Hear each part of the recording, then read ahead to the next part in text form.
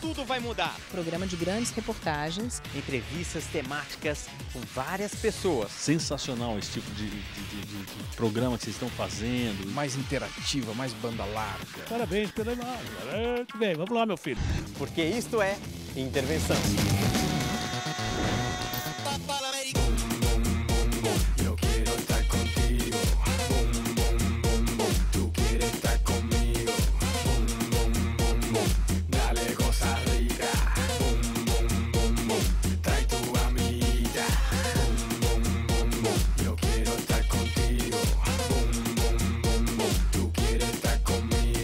Você viu aí o videoclipe do Pitbull e uma nova versão, um remix dessa música que fez o maior sucesso, porque estamos no ar com mais um Intervenção Web, uma extensão e aquecimento do Intervenção TV. Bom, e no programa de hoje vamos continuar com a matéria da Guerra do Iraque. Com eles, os jornalistas Sérgio Dávila e Juca Varela, que estiveram em meio à guerra em Bagdá durante 35 dias, sobreviveram e contam relatos históricos aqui para o nosso programa. Veja agora a segunda parte da matéria Guerra do Iraque.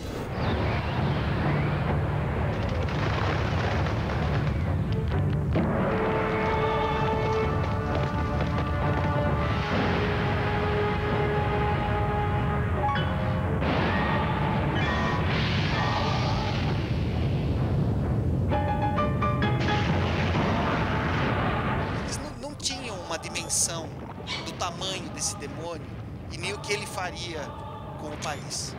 Não tinha. E isso eu percebi.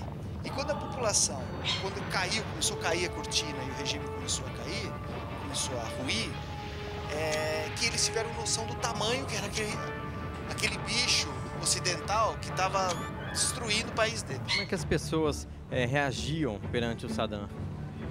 Era uma reação e uma relação esquizofrênica. Ao mesmo tempo, por ele ser uma figura carismática e forte e estar há tanto tempo no poder, ele tinha uma geração, imagina, tinha pessoas de 40 anos que não conheciam outra realidade do que não viver sob Saddam Hussein. Naquela época, quem não seguia por bem o Saddam Hussein seguia por mal, né?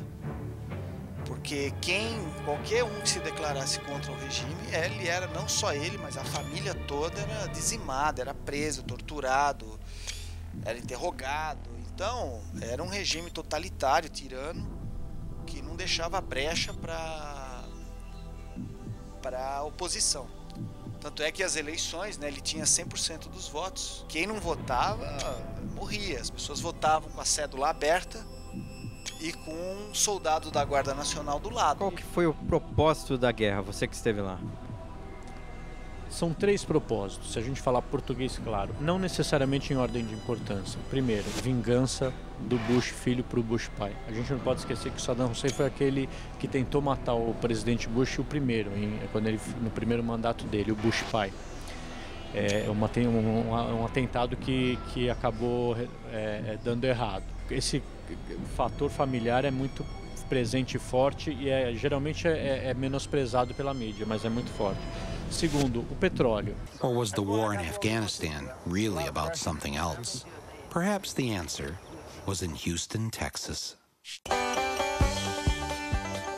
In 1997, while George W. Bush was governor of Texas, a delegation of Taliban leaders from Afghanistan flew to Houston to meet with Unocal executives to discuss the building of a pipeline through Afghanistan, bringing natural gas from the Caspian Sea.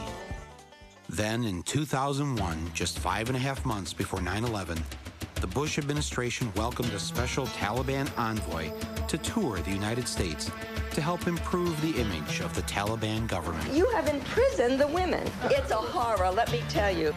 Why on earth would the Bush administration allow a Taliban leader to visit the United States, knowing that the Taliban were harboring the man who bombed the USS Cole and our African embassies? Well, I guess 9/11 put a stop to that. I guess you can probably see where this is leading. Faster than you can say black gold, Texas tea, Afghanistan signed an agreement with their neighboring countries to build a pipeline through Afghanistan carrying natural gas from the Caspian Sea. Oh, and the Taliban? Well, they mostly got away. As did Osama bin Laden and most of Al-Qaeda. So I don't know where he is. Nor, you know, I just don't spend that much time on him, Kelly, to be honest with you. Didn't spend much time on him? What kind of president was he? I'm a war president. I make decisions here in the Oval Office in foreign policy matters with war on my mind. A gente não pode esquecer também que o Iraque é a segunda maior reserva natural de petróleo do mundo. A primeira é a Arábia Saudita, que os americanos já conquistaram ali para a órbita deles, e a segunda era o Iraque, que não estava sob a órbita de influência dos Estados Unidos. Esse é um fator econômico importantíssimo. E o terceiro é a geopolítica. Se você imaginar, se você enxergar o Iraque no Oriente Médio, você vai ver que é o país que tem mais fronteiras com outros países. Do ponto de vista americano, se você conseguisse implantar uma democracia ali nos moldes americanos e amiga dos Estados Unidos, você poderia criar um efeito dominó na região em que todos os outros países poderiam acabar adotando esse regime e virar uma zona amigável ao Império Americano. Bom, isso não aconteceu, a gente está vendo que desgraça que está acontecendo e tal. O marketing bem feito, ele faz as pessoas acreditarem efetivamente que ali tinha arma nuclear, tinha arma química, tinha arma de destruição em massa, não tinha nada disso. Nem ligação com a Al-Qaeda, que cometeu os atentados no 11 de setembro. Absolutamente, nunca ficou provado isso. Foi sim uma guerra de ocupação, foi ocupado o país. Por questões econômicas, por questões políticas e muito menos por questão de ameaça. Que ameaça que o Saddam podia fazer aos Estados Unidos? Absolutamente nenhuma. Porque o medo impõe limites para você. Eu só pensava em ir para lá, fazer meu trabalho e voltar. Já outras experiências tristes, né, que eu li e conversei também de repórteres que foram fazer o seu trabalho e não voltaram. O Zé Hamilton Ribeiro, que voltou, mas deixou um pedaço dele lá, né, a perna ficou. Teve o caso do Hélio Campos Melo, que foi cobrir a Guerra do Golfo pelo Estadão, foi sequestrado, quase morreu e não fez o trabalho dele. Voltou vivo, sem problema, mas é um cara que foi sequestrado. Então eu considerava todas essas possibilidades. E vou dizer, morrer não era a pior da possibilidade. A pior das possibilidades era ser ferido gravemente e ir parar num hospital daqueles para ser cuidado. Essa sim era a pior. Porque se você morrer, acabou. Agora, você ser ferido, perder uma perna, um braço, ficar gravemente ferido e ir parar num daqueles hospitais que pareciam matadouros ali depois de uns dias de guerra. Aqui eu olhava para aquilo e falava, prefiro morrer. Aqui eu não quero viver. Entendeu? Então a pior possibilidade nem era a morte. Eu me desgarrei uma madrugada onde estava havendo um tiroteio violento em frente ao hotel onde nós estávamos, lá o Hotel Palestino. Eu e o Sérgio descemos para acompanhar um pouco mais de perto. Era um grupo de iraquianos da resistência que resolveu fazer um ataque aos policiais que montavam guarda em frente ao hotel. Os policiais reagiram na hora, começou um tiroteio violento, bomba daqui, bomba dali. E tinha um grupo pequeno de jornalistas fazendo essa cobertura, atrás dos tanques protegidos. E eu me desgarrei desse grupo, entrei no estacionamento do hotel que frente ao Palestino, que era o Sheraton, e tentei fotografar uma prisão que estava sendo feita.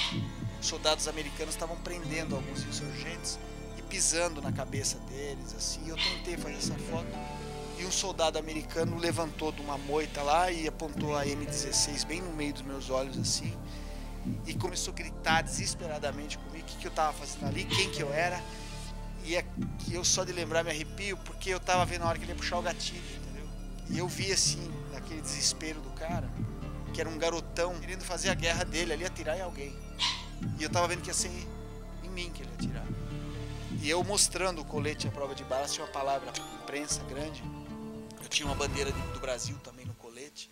E eu tentava explicar para ele devagar, calma, eu sou brasileiro, eu sou fotógrafo, e mostrava a minha câmera. E ele continuava berrando com a arma apontada para mim. E eu pedindo calma para ele, calma. Tô indo embora, até que ele se convenceu. Mas foram assim 15 segundos que eu achava que ele ia atirar na minha cara. Aquele dia ali eu realmente foi uma tentativa de conseguir uma foto melhor que podia ter me custado a vida.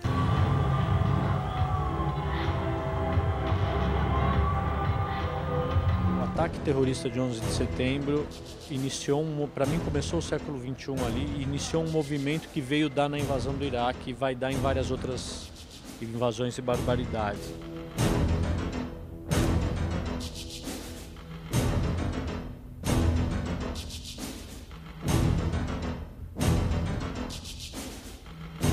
duas batalhas de uma mesma guerra que não acabou ainda. A gente ainda vai ver outras batalhas, a gente está em plena guerra.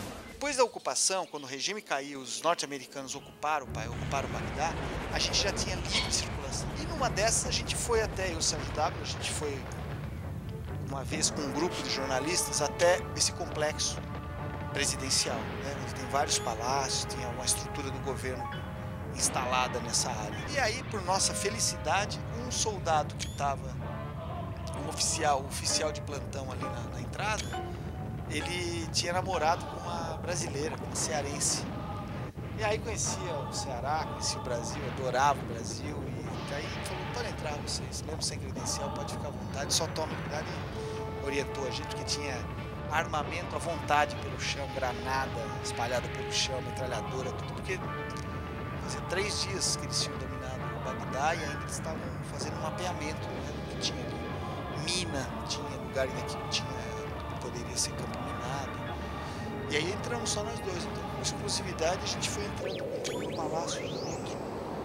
Fotografamos um gabinete do Saddam Hussein, a sala de reuniões, vimos palácios completamente destruídos ali. Isso aqui é um restinho do palácio, são 2 pingentes de um lustre do palácio que veio abaixo.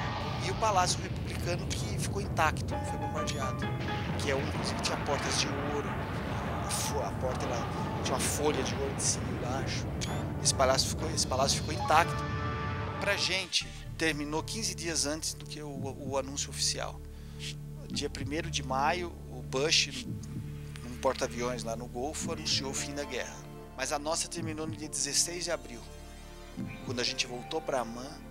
Finalmente, quando a gente passou mais uma vez esse trajeto que eu te falei, de mais 1000 quilômetros para voltar, e quando a gente conseguiu, e tudo era uma luta, para atravessar, cada vez que a gente atravessava a fronteira, era um drama. Quando a gente conseguiu voltar, eu lembro que a gente entrou no hotel, eu fiquei assim mais de 24 horas, sem sair, com a porta fechada do hotel, só comendo, tomando banho de banheira, bebi pra caramba e eu queria, dando graças a Deus que eu tinha saído de lá. Termina por aqui. Espero que você de casa tenha gostado. Essa foi a nossa matéria sobre guerra, onde você viu os fatos, né? A experiência de quem esteve na guerra, quem fez parte do fronte de guerra, a parte mais difícil. Sérgio Dávila, muito obrigado. Obrigado. Muito obrigado, Juca. Obrigado, um abraço. E até a próxima.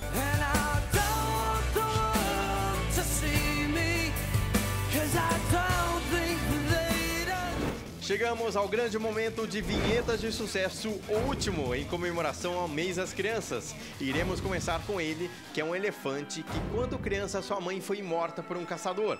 Mas com muita coragem e força de vontade, ele consegue sobreviver e acaba virando um rei. Veja agora as aventuras de Babá.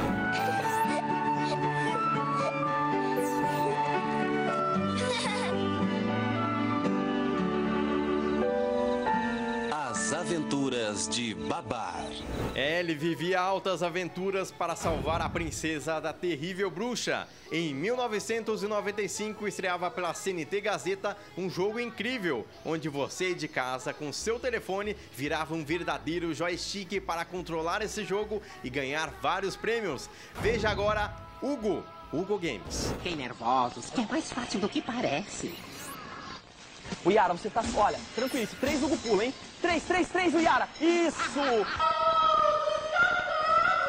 Agora eu quero ver a gente vencer. O de casa. Yuhu! Não pense que já ganhou. O meu tempo não acabou. Ó, 3, 6 e 9, o Yara. Pode escolher a corda que você quiser, porque agora é a sua livre e espontânea vontade. 6, ela escolheu 77.500. E o Yara?